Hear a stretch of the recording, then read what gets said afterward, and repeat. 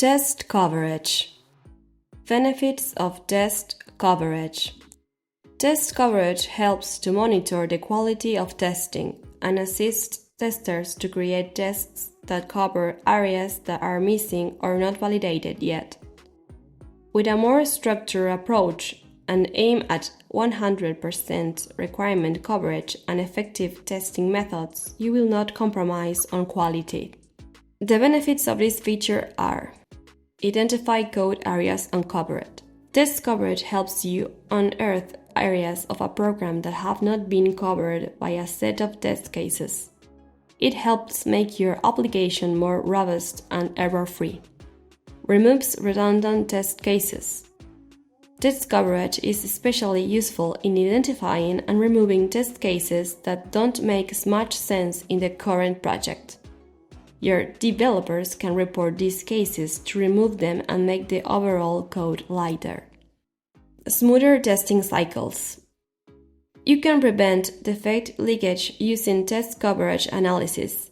Test coverage also helps in regression testing, test case prioritization, test suite augmentation, and test suite minimization.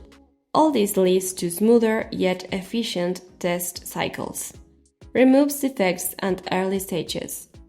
You can identify gaps in requirements, test cases, and defects at early stages of your product development lifecycle.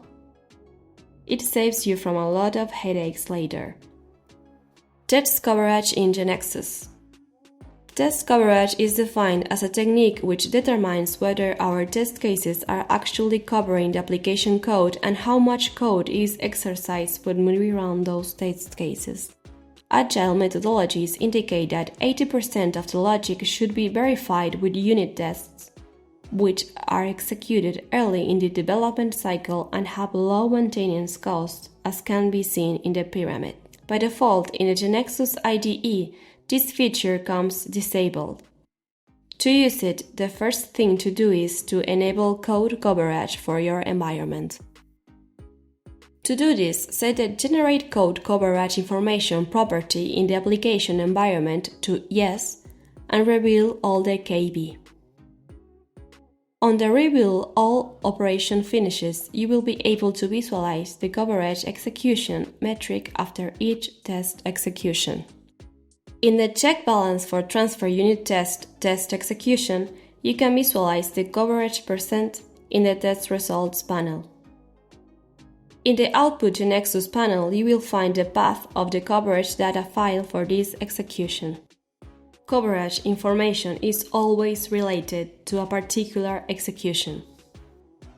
The displayed coverage value is the percentage of total lines of all the objects called by the tests aggregated in the execution performed. This means that if you execute two tests that each covers half of the lines of an object, the coverage displayed will be 100% as both tests aggregated cover all the lines of the tested object. To open the coverage file and see the details of the test coverage, go to Test, Code Coverage. Load the coverage data execution file selecting button and then clicking Load. You will see coverage detail information. On the left section, you can see every object involved in the execution and its respective execution information when you select them. The hit count or hits is the number of times the object has been executed. The time is the elapsed time. The time with children is also the elapsed time, adding the elapsed time of objects called by it. The time percentage is the total percentage of the elapsed time related to the test. The coverage percentage is the percentage of coverage, that means the lines that were executed over total number of lines. When an object from this list is selected, below a graph indicating the goal tree is shown. For example, in the current screenshot you can see that check balance for transfer is called by check balance for transfer unit test. On the right panel, the line codes with their respective trace information are shown. Note that it may have lines without information. That means that during the execution, these lines weren't executed. In this example, we can see that the else condition was not covered. So, let's understand how to use the test coverage feature. One of the main variables to monitor is the hit count by visualize the number of times the object has been exercised. Also, in the right detail, we can see the hits for each code line of the procedure. With both data, we can gather the procedure check balance for transfer has 3 test cases and the 3 cases go into the if condition. In consequence, it will be convenient to verify that redundant test cases are not being executed in the if condition. The most important metric is the coverage percentage column.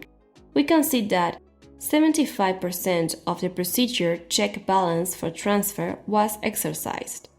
That means that not all code lines were tested and we should add more test cases to get full test coverage. As we can see in the right detail, the else condition is not exercised by the test. So the developer should add a test case for this condition. So, we go to the test cases defined in the data provider and we will add the test cases for the else condition. In this example, we will add one more test case with ID 4 in which I define a negative transfer amount to execute the else condition of the bug. After running the unit test again, we will see the impact in the coverage metric of the procedure. We can see in the coverage percentage column that the procedure has the 100% because all code lines were exercised in this unit test execution.